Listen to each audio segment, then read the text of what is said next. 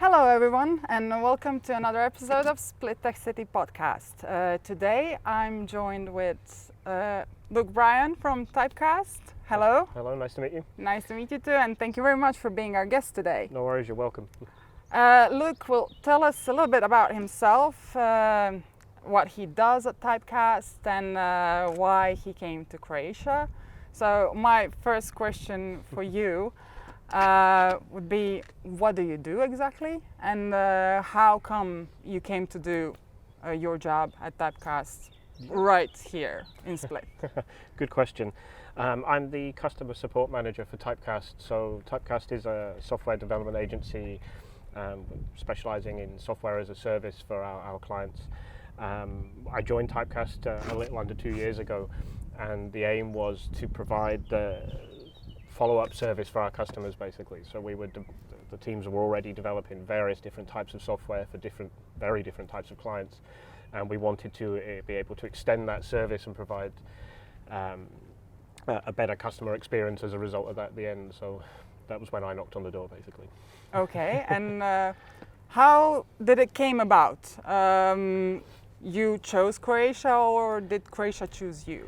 A little of both, actually. I married my wife in 2016, and my wife is part Croatian, and her parents were already living here. So then the whole Brexit thing happened in the UK, and we were trying to decide where we wanted to bring up our kids. But before Croatia, we actually ended up in Athens in Greece for just short of 2 years. I worked for a well-known file sharing company, and then we sat down and thought about it and tried to balance what we wanted, so for the kids, for lifestyle, for us as we were getting a little older, and Croatia seemed to tick all the boxes we were looking for. So, and I was already quite aware that there was a pretty cool tech scene happening in Croatia as well. I had some friends who were talking about it, so it seemed like a good direction to go. Okay, and now I'm curious, what are those boxes that needed to be ticked that Croatia was just like spot on? I've lived away from the UK before, so before I met my wife, and I knew that there was more interesting lives going on outside of the UK than what was going on there. So it was a combination of a lifestyle. We wanted to actually enjoy our day-to-day life, not just work every day. So see friends, have coffee, go outside, enjoy the climate a little bit as well. That was a big tick in the box for me, if I'm honest. But we also wanted the kids to have the community spirit that still exists in the smaller towns. I live in Biograd, Moru, so it's a small community, and we love that for them. And we brought them on vacation here before we moved, and we all fell in love with it as well. So yeah, it picked us. It picked you. So it's basically kind of a combination of work and life in perfect harmony. Yeah, exactly. It was. We wanted to have. I've been working in the UK for 25 years before this, and okay, I've had some good jobs and I've worked with great people, but there wasn't much room for anything outside of that, and we didn't want to waste the rest of our lives trying to wait for it to happen. We had the chance and decided to make the move, basically. Understandable. And tell me a little bit about Typecast. As I understand, they've been quite supportive of you as an international joining their team here. Can you tell me a little bit more about that? Yeah, I've got to be honest, when I came to Croatia, I started hunting for sort of tech companies, and I was looking through the papers to see companies that had good reputations, were doing interesting stuff, and Typecast popped up many times. So when I came and I was offered the job, I was surprised how accommodating they were, and I don't mean that as disrespect to anybody, but it's difficult for a foreigner to be in a new country when you don't speak the language fluently. Sure. So everyone at Typecast, they made allowances for me in the beginning because of my language barrier, and helped me learn, although I'm still terrible if I'm honest. But they've made real big steps to help me learn the language, to involve me in team activities in work and out of work as well. And I'm hugely grateful to the management for allowing that to happen, because they didn't have to.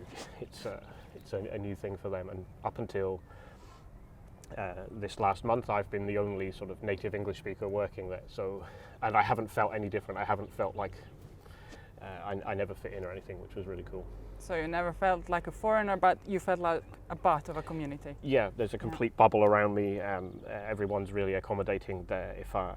Okay, they do laugh at me sometimes because I stumble at my Croatian all the time, and I'm horrible. It's a difficult language. Yeah. You have to admit. I mean, I'm Croatian, and I admit that it's a very difficult language. Yeah, it's a fun language. I like to read it, and my kids speak it far better than I do, and my colleagues remind me of that all the time. In fairness, but yeah, no, I can't fault anybody there. It was 10 times better than I imagined it would be. Great, that's really great to hear. And you mentioned before that you heard that there's a good thing going on here when it comes to tech and the community and everything surrounding technology in Croatia and in Split too. How do you see the tech community here? The tech community is a relatively new thing for me. I've spent maybe only the last sort of 6-7 years in this field, so before that I was into very different career. So when I decided that I wanted to work in tech, which is why I ended up in Greece, I started to do my research, and I had my wife's family connections here, and it was cool to see so many organizations that are trying to encourage people to not just study tech but to use it and build the communities around it. Like last week we had dump days, we have you guys at Split Tech City and various other the Atlassian community here also. I've been a part of them on various occasions. So I wanted to learn what I could. I'm not a developer, I didn't study that, so I'm learning from the ground up basically. But I wanted to be in a place where I could learn at my own pace and where people were going to help me do that and also help me grow my career at the same time. So that aspect of sharing the knowledge and the community was very important for you too. Very much so, yeah. As well, I've met so many cool people through the various communities who help me find learning resources, not just for me but for the team I work with directly as well, and vice versa. The colleagues and customers who I'm working with also provide insight, which it's really cool.